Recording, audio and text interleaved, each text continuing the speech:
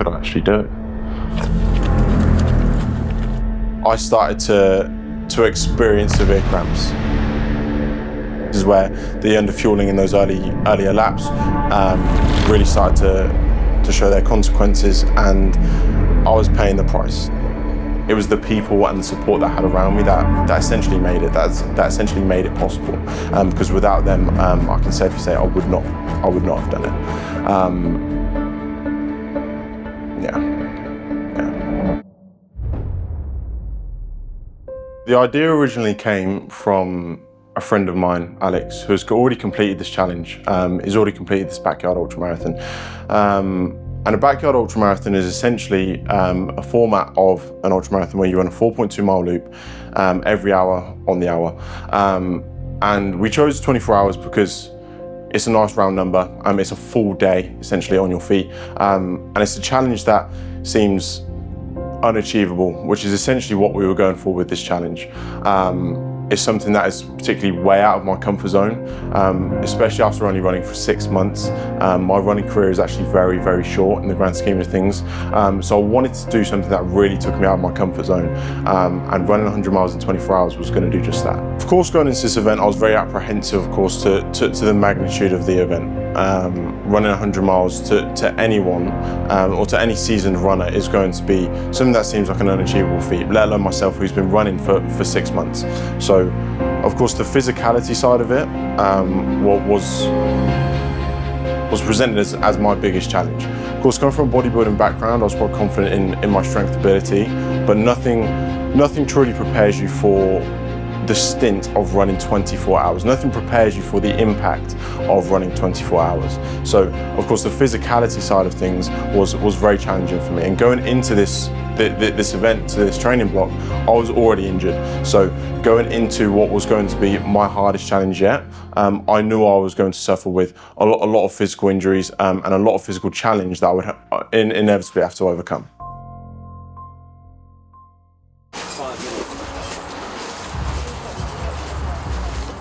Is that 5?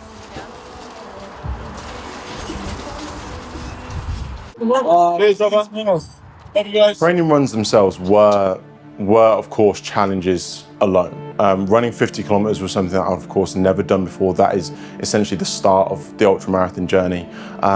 And the preparation for that was as simple as it could be. It was spending as much time on the feet as possible. It was fueling as much as possible. And fueling to run whilst running was one of the hardest things that I had to sort of train for throughout. And looking back at that now, like running 50 kilometers seems like it was miles away. And it almost seems as though I could do that on any day of the week now, which is kind of weird to say. After doing that, I sort of gave myself a lot of confidence going forward in the training block. That took us onto the night run, was undoubtedly our hardest run. So that essentially involved a 7-kilometer loop that we would run during the event. And we started that at 9 p.m. So a time that we would typically be going for bed. Now, of course, to anyone, doing anything past the time that you're typically supposed to be sleeping is going to be very, very difficult, let alone actually running and being on your feet. So we essentially ran the first 7-kilometer loop and realized very early on that this challenge would be very hard. It was only during about lap 2 or 3 where we really realized how hard the real challenge will truly be. Running through the night, of course, where you're typically needing sleep, I don't really function very well on no sleep anyway. So running on no sleep, quite literally running and being on my feet on no sleep was tough. Mentally, very, very tough as well. And I think that is where the support that I had around me, the team that I had around me, because I was accompanied on these runs, that's where that really sort of came through and pushed me on these harder runs. And then that takes us to the 80K. That was our biggest run of the training block. Of course, 80 kilometers, 50 miles is a big stretch. And for anyone who isn't training for a backyard ultramarathon, this is a big challenge in itself. People prepare for challenges like this, and this was just a training run. This challenge was something that gave me a lot of confidence going forward into the challenge, but it was something that really brought my ego back down to zero. Because, of course, spending 12 hours on your feet after not really dabbling in ultramarathons before is going to be tough. And it proved to be just that. It was very hard. It was in this run where the support team that I had around me really came through and really showed me what it means to have the team around us going into this event. Because in typical male fashion, we were very underprepared going into this training run. We had our usual 9 AM run club on the Sunday, and it's from there that we were going to set off for the rest of our 80 kilometers. But after this, after the run club, we actually realized that we needed a bike, we needed a route, and we actually needed fuel to, of course, sustain ourselves for the 12 hours that we were going to spend on our feet. And it was actually this point where we had people who had just joined the run club drop everything in their day to support us throughout that event. And that alone, through a single training run, meant the world to me, because without them and without the rest of the people that we had running with us, I don't think we would have been able to actually complete it.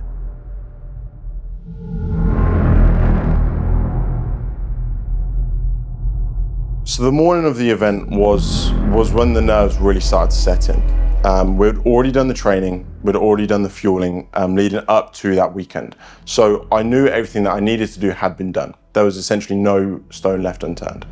But the Saturday mornings when the nerves really started to set in. Of course, being a bigger guy, I fueled a lot for this event, and of course I practiced my fueling throughout my runs. But the Saturday morning was very, very hard for me to get the food in.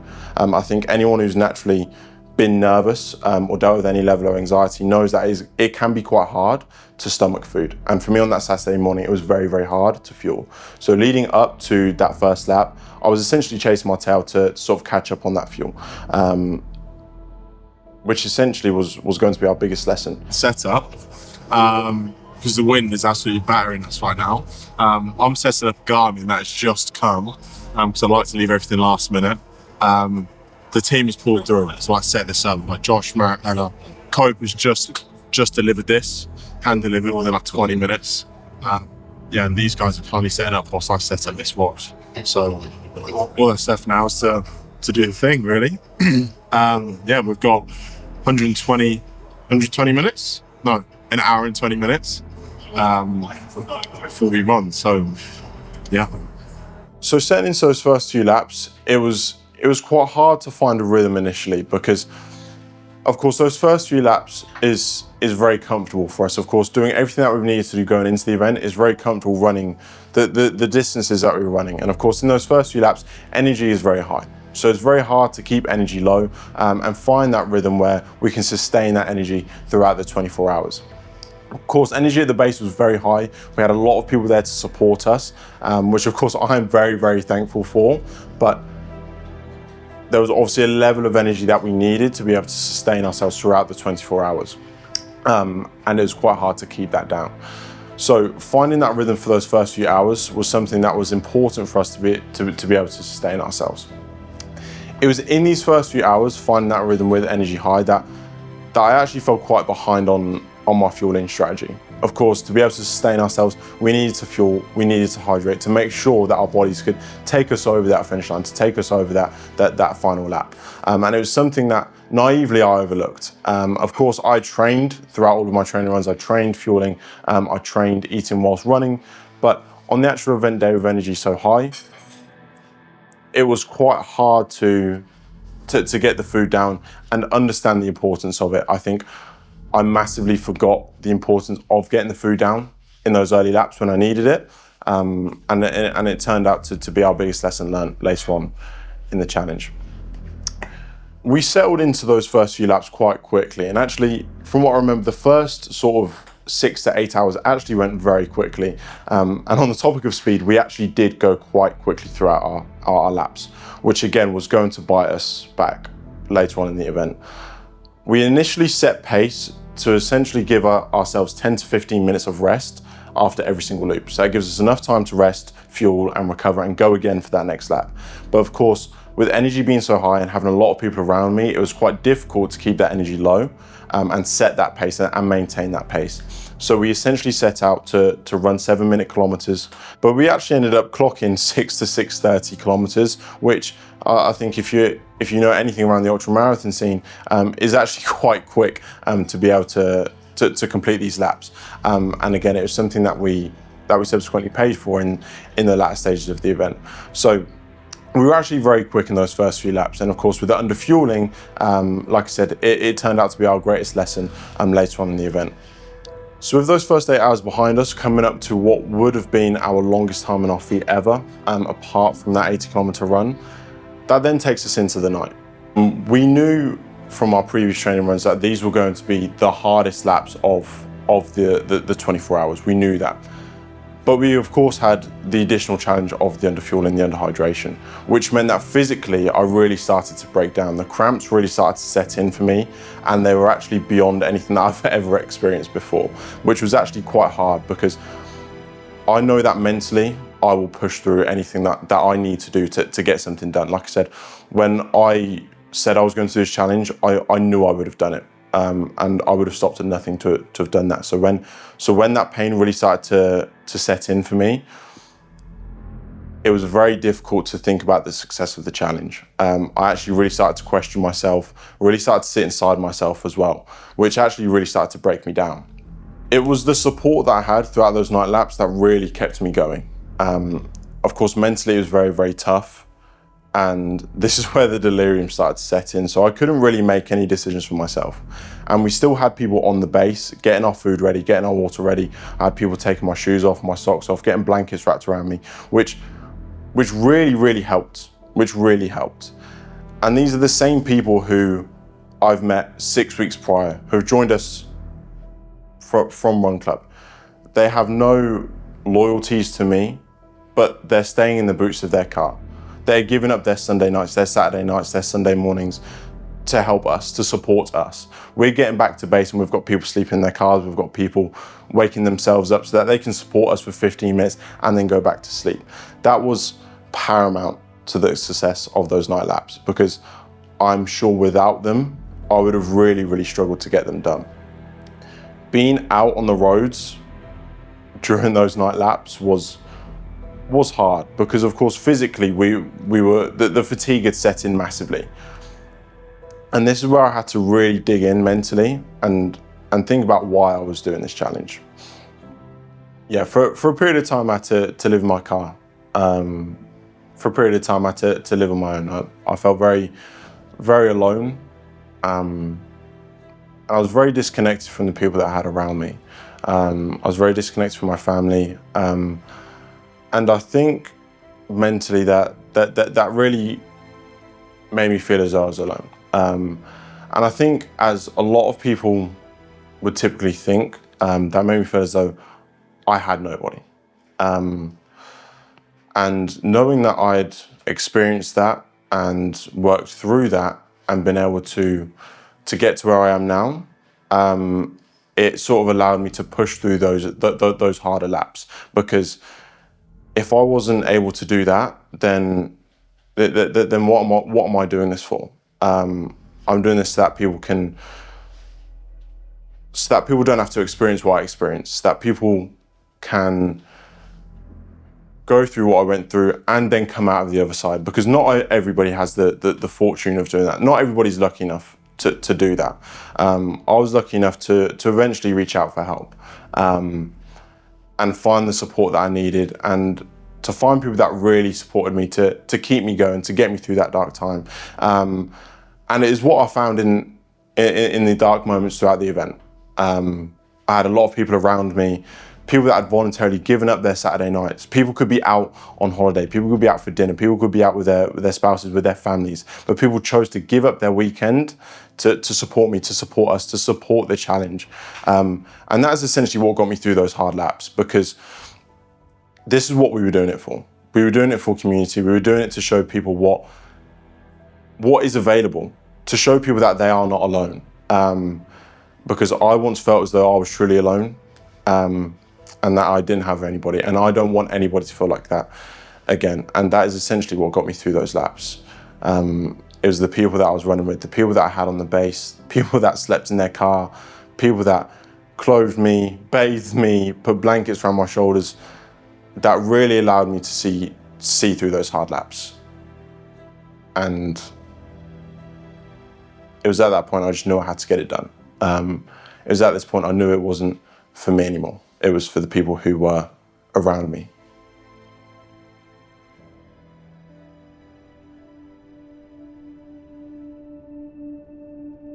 So yeah, like anyone, there are of course moments where I thought that I couldn't do this challenge. Of course, there are moments where I really sat inside myself and really started to break myself down and doubt whether I could do this. So at which point my legs were really starting to give me problems. They were cramping more than I'd ever experienced before. Mentally, we were in the darkest place possible. So of course, I'd considered whether I'd actually be able to do this challenge. I'm not about to beat around the bush and say that I knew I was going to do it.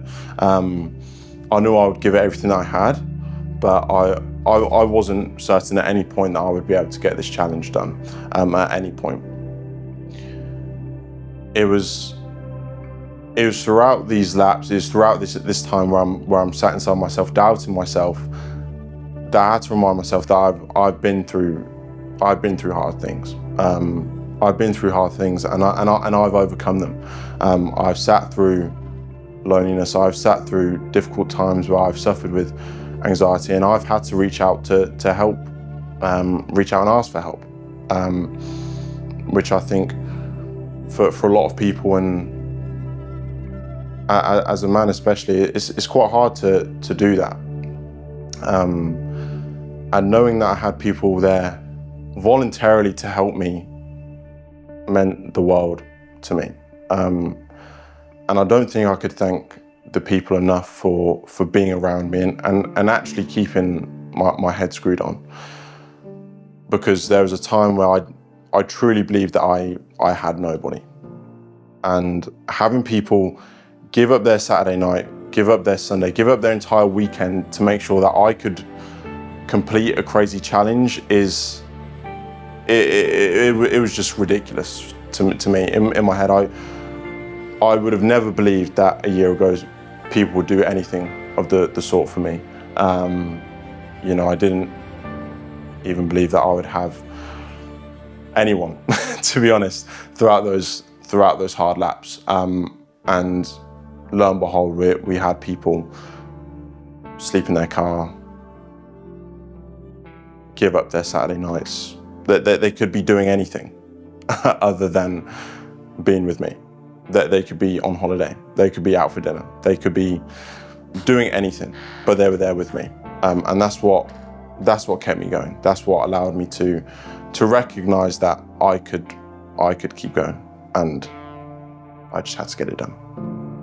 So of course the sun came back up. The morning rolled around, and we're quite lucky at British summertime to actually spend the majority of the time of the event running through daylight. We actually had minimal dark hours. And it was very refreshing to have the sun come up and know that we were sort of coming into the end game now. But it was at this point, of course, throughout the night, we were chasing our tail, trying to fuel, trying to rehydrate. And it was at this point that the cramps were really starting to set in. It was at this point that I'd been cramping for over 8 hours now. And the pain was something that I'd never experienced before. Coming into the morning laps, kidney pain really started to take its toll as well. And again, it's something that I'd never experienced before, and it's something that really started to take its toll on me physically, and subsequently mentally as well. I always knew mentally that I would be able to push through anything. I told myself that no matter what, I would get this challenge done, and I would push through until my legs broke if I had to. But I did not. I didn't run 100 miles. I didn't complete the challenge. It was actually in the morning laps where I collapsed. My legs gave way, and I wasn't able to run anymore. I ran until I couldn't anymore. It got to lap 21, and at this point, we were running with over 10 people. Over 10 people joined me on this lap, and mentally, I was really starting to break myself down. The pain was something that I'd never experienced before, and I thought that having the people around me could get me through this lap. If I could just get through this lap, I could get through another, and before I knew it would be the final lap. But that lap 21 came, and I walked the majority of that lap. I couldn't run for any more than about 200 meters at a time. And it was really, really hard mentally, knowing that we'd gone from setting some good paces to not even being able to run anymore. And I did not know at this point this would be my hardest lap, and this would be the lap where I stopped, where I failed the challenge. We got about halfway through, and we were crunched for time at this point. We'd walked a lot of this lap, and we were starting to feel the effects of the slow walking. We encountered a hill, which we had throughout the loop, which we managed to tackle. We walked through that hill. And it was when I got to the bottom of that hill during the final half of that lap where I actually said to myself that I wouldn't be able to complete this challenge. I knew at this point that I would not even be able to get up this hill. And emotionally, that was really tough to overcome. Because, like I said, I told myself that I would push through anything to be able to complete this challenge. And I needed people to carry me up this hill. I knew that I wouldn't be able to do it, and my legs had nothing left in them. Cam had actually carried me to the top of the hill, and that's where I collapsed. My legs gave way. I wasn't able to run anymore. I collapsed unconscious, and that was primarily due to the underfueling and dehydration. As a bigger bloke, I sweat a lot, and it was something that unfortunately I overlooked, and that inevitably led to me collapsing on the bridge. I got up and they carried me to the end of that lap. I was picked up and taken back to base where I can't remember a thing from that point. Of course, I slept, so I tried to fuel as best I can, but nothing was going to save me from this point. I couldn't move my legs. So I slept, and it was actually the people who were around me that completed those last few laps. And again, it's going to take me back to the feeling of being on my own, and recognizing that I had people out there who would do that for me. People knew how much this challenge meant to me. And sitting here now, I realized that it wasn't about running 100 miles. It was about bringing people together and showing people what the community is about. And they came through. They came through because they completed those laps for me. And yeah. At no point did people question whether we would complete the challenge. Of course, physically I was done, but we still had people who were willing to complete the laps. Matt, I trained with throughout the entirety of the training block, who actually completed the 100 miles for me. He knew how much the event meant to not only myself, but the community, to Calm, the charity who we originally set up this event for. He took my watch, he completed the 100 miles. And the people around me, the people around him continued to run those final 3 laps to make sure that the 100 miles were completed. And it was at this point I actually quickly accepted that I failed the challenge, and I still felt just as fulfilled, because it reminded me why I was doing this in the first place, why I was doing something as crazy as running 100 miles, because I was doing this for other people. And it really shone through in those last few laps, especially that final lap where we had 50, 70, 80 people turn up for that final lap, that this event was for the people, and it actually came from the people, because I didn't complete the 100 miles. The people did. The community that came to support me, to support us, completed the challenge. They completed the 100 miles. Matt completed the 100 miles for me, and the people allowed us to do that. I hope that people who came to the event, and to you who's watching this now, I hope that what we've done has showcased what a community can do, what bringing people together can do, because there was once a time where I truly believed that I had nobody. And that is something that I would never wish upon anyone. I would never want anybody to feel what I felt. And that is why we did what we did. And I hope that if somebody is struggling and somebody is feeling alone, that they can reach out, that they can ask for help, they can join us, they can reach out to our community and feel as though that they have people around them to support them, because that is what we are about. We are all in for each other. And that is who turned up in those final few laps to complete the event for us. We are here for each other's success, for each other's progress, for each other's losses, for each other's failures. And everyone was there for me. Everyone was all in for me on that final lap, because they knew how much it meant to us, the community, and they were there to complete it. And knowing that we now have that, the sky's the limit for us. The sky's the limit for All In Run Club. And like I've said, I will never be able to thank people as much as I have, and I'll never be able to truly communicate how much it means to have the amount of people that we do now to sort of carry the flag for us, to carry the All In flag. I honestly don't think I ever would have been able to do this if it wasn't without the people that supported me. So if you are struggling, reach out, because you're never alone. And believe me, I've been in that place where I've truly believed that I have been alone, and I have 70 people that turned out for me to complete a lap after I've failed a challenge that I'd set out for. And if that isn't a testament to the community that we've built, then I don't know what is.